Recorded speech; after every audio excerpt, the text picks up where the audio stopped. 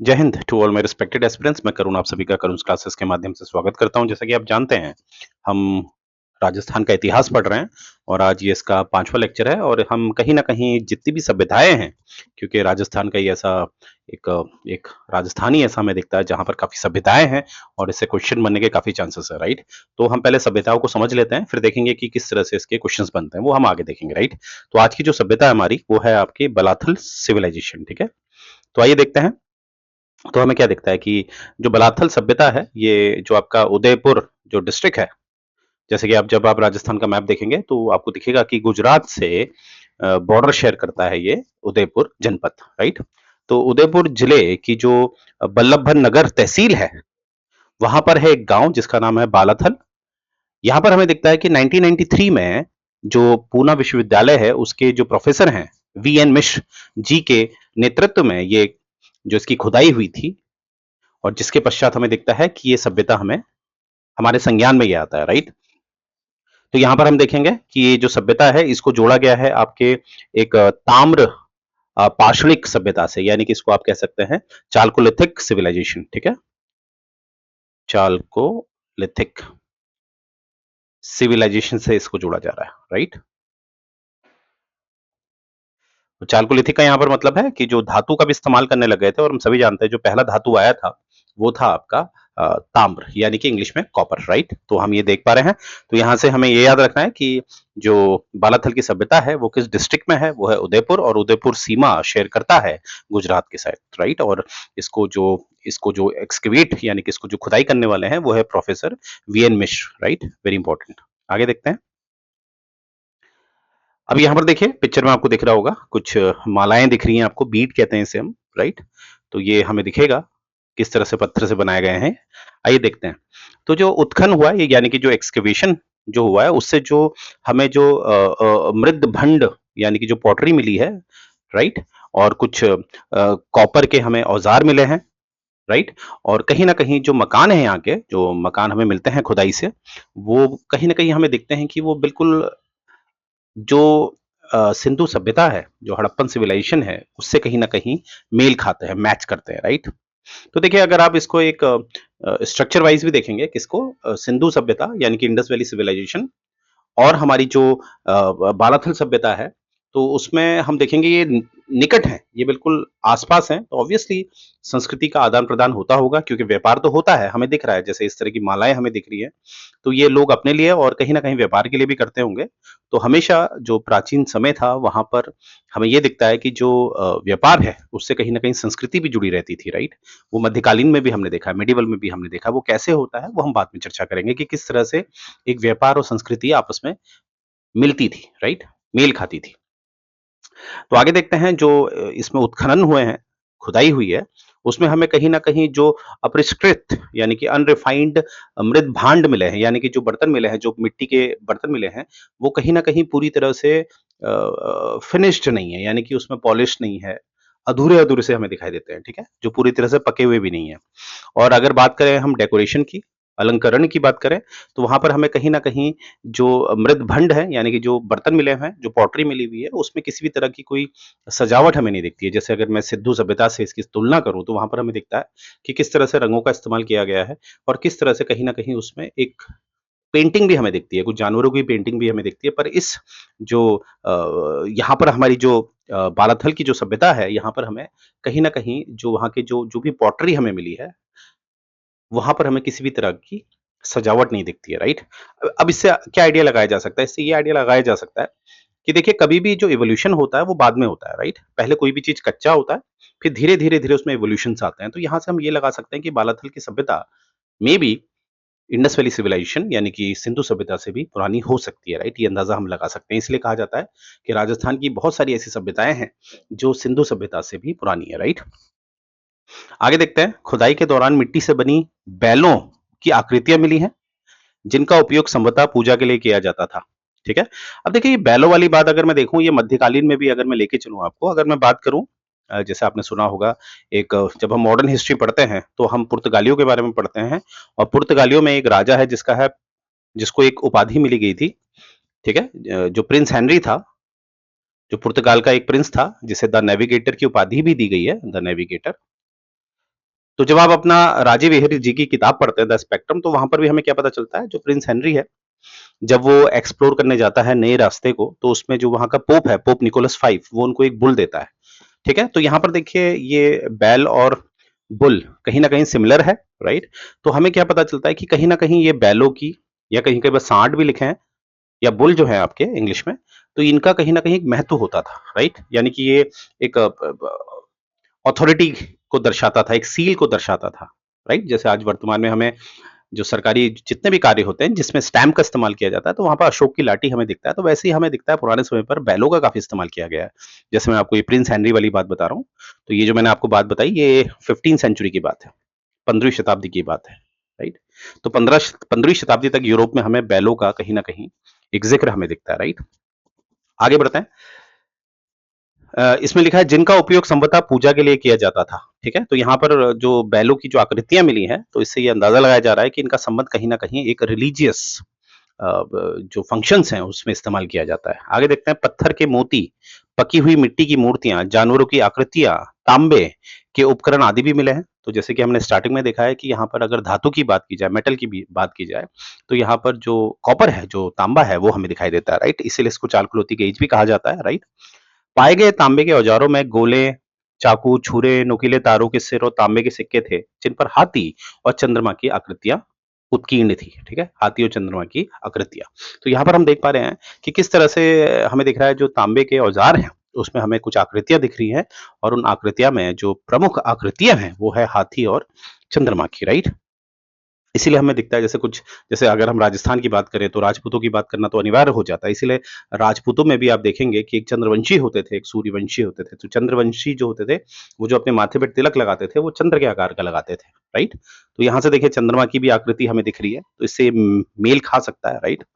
आगे देखते हैं, उत्खनन की बात अगर हम करें, जो एक्सकवेशन हुआ है उसमें मिट्टी से बनी सांठ की आकृतियां मिली है, ये मैंने पहले आपको बता दिया। मिट्टी से बनी हुई आकृतियां, जिसको हम जब हड़प्पन सिविलाइजेशन पढ़ते हैं, सिंधु सभ्यता पढ़ते हैं, तो वहां पर हम उसको टेराकोटा कहते हैं। क्या कहते हैं? टेराकोटा। मिट्टी से बने हुए जो खिलौने हैं, राइट, जिनका प्रयोग संभवतः पूजा के लिए किया जाता था, ये हमने पहले भी डिस्कस कर लिया। पत्थर के मन के, यानी कि जो बीट्स हैं, बीट्स मतलब ये मालाएं, ये आप देख पा रहे होंगे पिक्चर में अपने राइट साइड। तो ये पत्थर के मन के, पकी मिट्टी की मूर्तियां, पशु आकृतियां, तांबे के औजार आदि प्राप्त हुए हैं, ये हमने पहले भी डिस्कस कर लिया, राइट। यहां से 5वीं सदी ईसा पूर्व का हाथ से बुना कपड़ों का एक टुकड़ा भी प्राप्त हुआ। देखो, ये क्वेश्चन आपके एग्जाम में बनते हैं कि जो हाथ से बुना हुआ कपड़े का टुकड़ा कहाँ प्राप्त हुआ है, किस सभ्यता में प्राप्त हुआ है, तो बालाथल आपके पास ये आंसर है, राइट। और इसको कहीं ना कहीं माना जाता है 5वीं सदी ईसा पूर्व।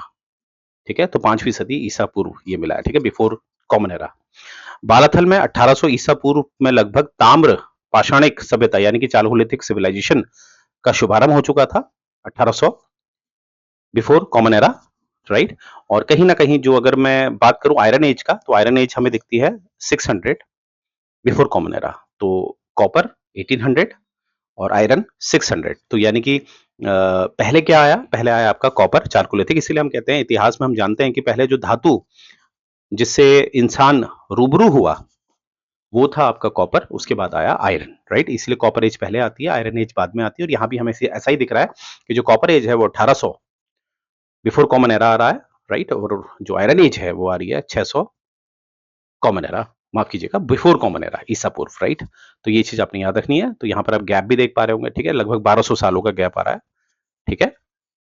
तो 1200 साल बाद क्या आया, यहाँ के लोग जो हैं, बालाथल के जो लोग हैं, उन्होंने कहीं ना कहीं लोहे का भी उपयोग करना सीखा। आगे देखते हैं। सो जो आयरन एज है, यहाँ से हमें, जब आयरन एज से हमें पता चलता है, जब आयरन एज की हम बात करते हैं, यानी कि 600 BC की बात करते हैं, तो उसके बाद हमें कुछ नलकूप यानी कि ट्यूबवेल्स भी दिखाई देते हैं। देखिए पुराने समय में इस तरह से ये एक बनाए जाते थे, जिससे कि जो भी व्यापारी हैं, जो एक स्थान से दूसरे स्थान जाते हैं, पैदल मार्ग का इस्तेमाल करते हैं, तो ऑब्वियसली आपको जीने के लिए पानी और खाना तो चाहिए, तो पानी की व्यवस्था की जाती थी राजाओं के द्वारा। जो लोकल शासक होते थे उनके द्वारा ये पानी की व्यवस्था की जाती थी, जिसे कहीं ना कहीं नौला भी कहा गया है, नौला। ठीक है, मैं लिख देता हूँ, नौला। जो पहाड़ी सभ्यताएं होती हैं, जैसे उत्तराखंड हो गया, हिमाचल हो गया, जम्मू एंड कश्मीर के जो पहाड़ी क्षेत्र हैं, वहां पर इनको नौला नाम दिया गया है, राइट। तो ये नौला बनाए जाते थे, या इनको आप नलकूप कह सकते हैं। तो ये ज्यादा तभी बने हैं जब जो लोहा है उसको जो इंसान है वो समझ पाया, उसका इस्तेमाल इंसान समझ पाया, राइट। तो ये हमें दिखता है, राइट। यहाँ के उत्खनन से लोहे के औजार प्रचुर मात्रा में प्राप्त हुए हैं, जैसा कि मैंने बताया आपको। लोहा गलाने की 5 भट्टियां के अवशेष भी प्राप्त हुए हैं, ठीक है। तो बालाथल सभ्यता में लोहा गलाने के 5 भट्टियां भी हमें प्राप्त हुई है। तो यानी कि ये लोग लोहे का काफी बढ़ चढ़ कर इस्तेमाल करने लगे, राइट।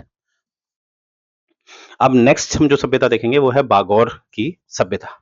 अब देखिए बागौर की सभ्यता को अगर हम ध्यान से देखें तो बागौर की सभ्यता जो है ये आपके भीलवाड़ा जिले में है, ठीक है। देखिए अगर मैं ध्यान से आपको यहाँ दिखाता हूँ तो ये आप समझ लेते हैं ये है आपका उदयपुर, और भीलवाड़ा इसके थोड़ा ऊपर आपको दिखेगा, ठीक है। यहाँ पर है भीलवाड़ा, भीलवाड़ा, और ये है उदयपुर, ठीक है। दोनों ही अपने में जनपद हैं उदयपुर, और ये सीमा साझा करता है गुजरात से। उदयपुर, भीलवाड़ा नहीं करता, ये बात आपने याद रखनी है। तो अगर मैं कंपैरिजन करूं दोनों में, उदयपुर और भीलवाड़ा, तो उत्तर की तरफ हमें क्या दिखेगा, भीलवाड़ा जनपद। तो भीलवाड़ा जिले में स्थित बागौर में कोठारी नदी, जब हम ज्योग्राफी पढ़ेंगे तब हम देखेंगे कोठारी नदी क्या है इसका। तो कोठारी नदी के तट पर महासतिया नामक स्थल पर पूना विश्वविद्यालय के जो हमारे प्रोफेसर हैं डॉक्टर वीएन मिश्र ने, उनके नेतृत्व में, उनके निर्देशन में यहाँ पर खुदाई हुई थी, राइट। तो वहीं से इस सभ्यता के बारे में पता चला है। तो यहाँ से आपने ये याद रखना है कि बागौर सभ्यता जो कौन से जनपद में है, भीलवाड़ा जनपद पे, ठीक है।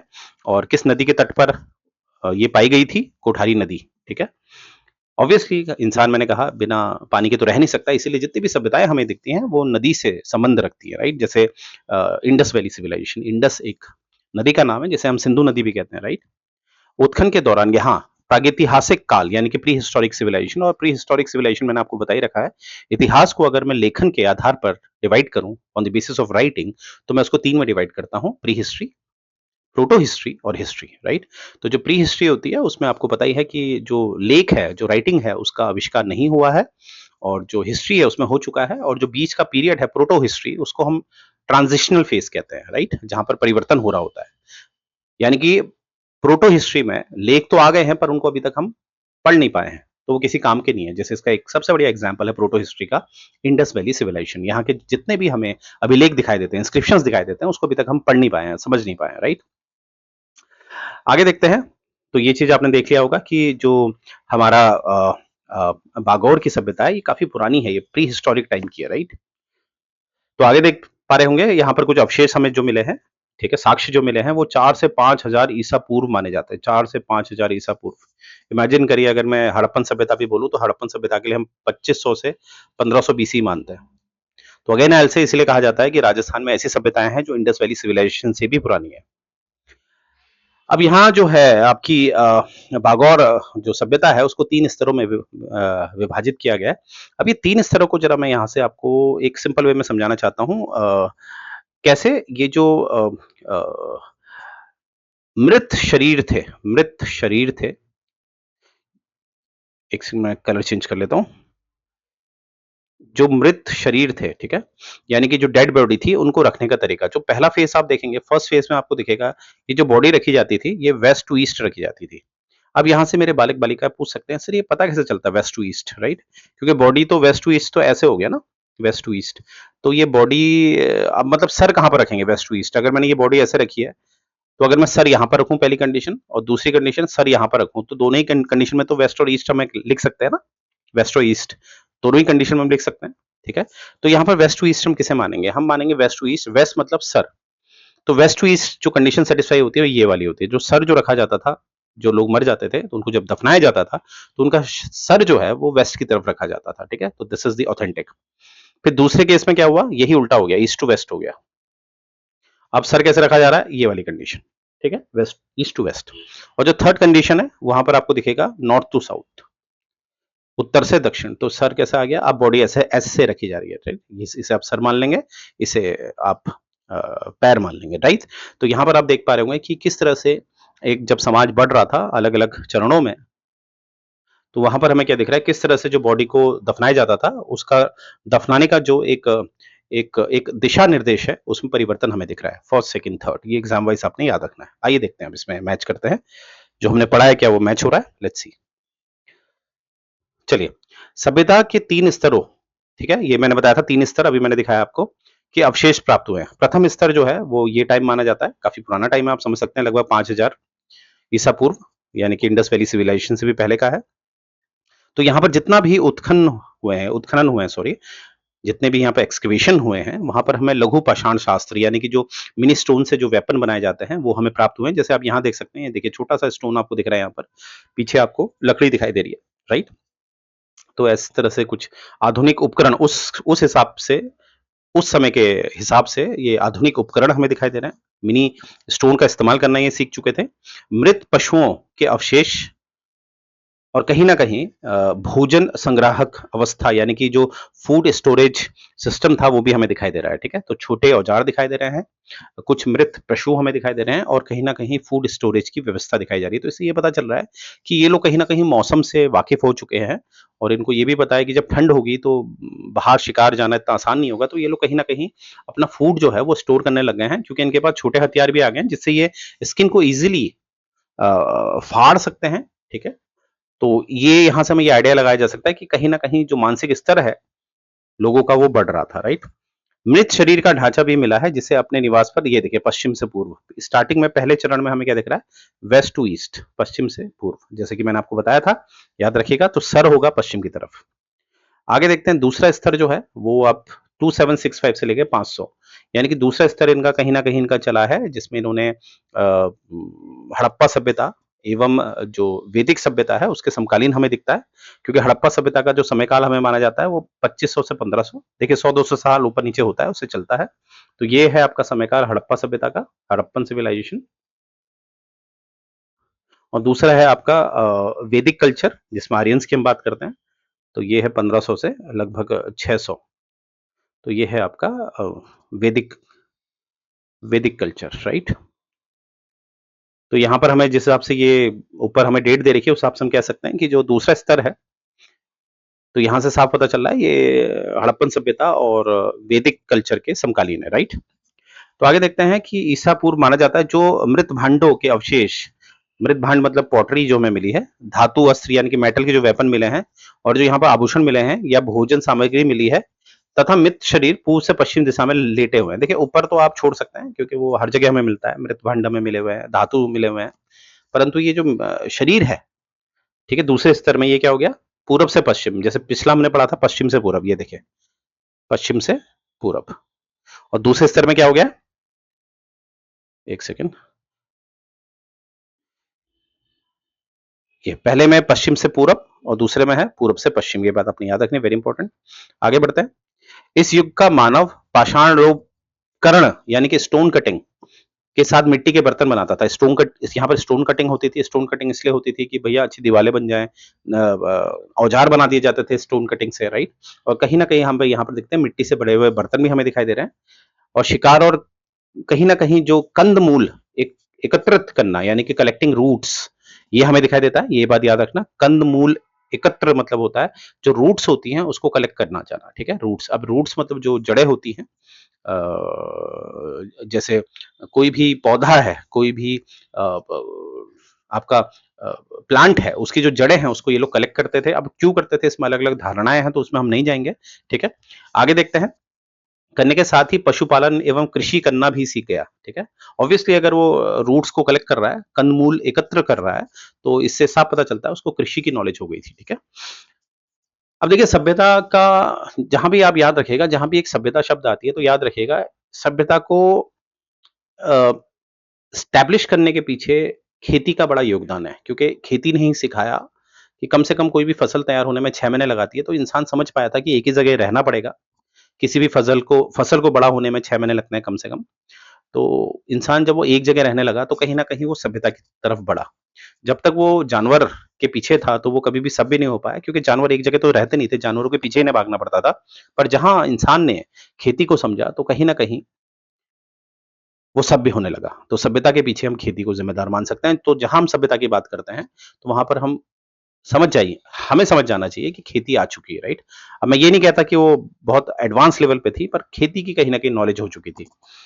उत्खनन से प्राप्त अवशेष मृत शरीरों को घरों में गाड़ने, अब देखिए यहाँ पर दिख रहा है घड़ों में गाड़ा जा रहा है मृत शरीर को, उनके साथ बर्तन, खाद्य पदार्थ एवं उपकरण रखना प्रमाणित करते हैं। यानी कि देखिए अगर कोई मृत है, मृत व्यक्ति को दफनाया जा रहा है और उसके साथ अगर बर्तन मिल रहे हैं कुछ, तो इससे ये प्रतीत होता है कि उस समय के लोगों को ये चीज समझ में आ गई है या ये मानने लगे हैं कि कुछ लाइफ आफ्टर डेथ भी होती है, ठीक है? यानी कि कोई मृत हो जाता है, तो उसको कहीं न कहीं कुछ उसके खाने-पीने के लिए कुछ ऐसी मतलब वो जिस दुनिया में चला गया है, उसको खाने-पीने के लिए कुछ ना कुछ तो चाहिए, राइट?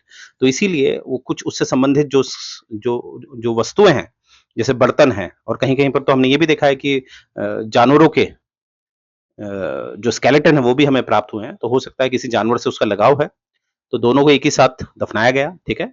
इससे साफ पता चलता है कि कहीं न कहीं उस समय के लोगों को ये पता चल गया था कि लाइफ आफ्टर डेथ भी होती है, राइट? आगे बढ़ते हैं। भागोर सभ्यता का तीसरा स्तर, ठीक है?